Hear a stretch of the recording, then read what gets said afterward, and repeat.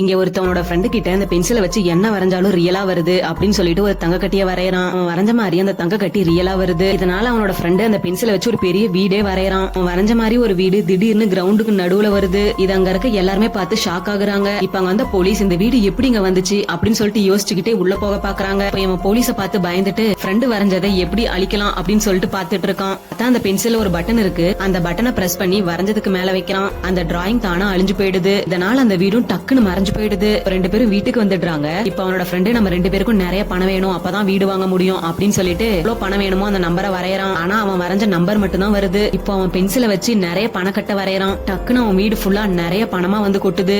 அந்த பணத்தை வச்சு வீடும் வாங்கிடுறாங்க. இப்போ வேற ஒரு இடத்துல என்னோட வீடு திடீர்னு காணாம போயிட்டு கொஞ்ச நேரம் கழிச்சு வந்துருச்சு அப்படின்னு சொல்லிட்டு இருக்கான். அதே மாதிரி வேற ஒரு இடத்துல பேங்க் லாக்கர்ல இருந்த பணம் எல்லாம் திடீர்னு மாயமா மறைஞ்சு போயிடுச்சு அப்படின்னு சொல்லிட்டு ஆச்சரியமா பாத்துட்டு இருக்காங்க. இதெல்லாம் எப்படி நடக்குது அப்படின்னு சொல்லிட்டு போலீஸ் யோசிச்சுட்டு இருக்காங்க. என்னடான்னு பார்த்தா இவன் பென்சிலை வச்சு வரையறது ரியலா வரதுக்கு காரணம் என்னன்னா வேற ஒரு பிளேஸ்ல ரியலா இருந்து இவன் வரையற பொருள் எல்லாம் காணாம போயிட்டு இவன் கிட்ட வருது.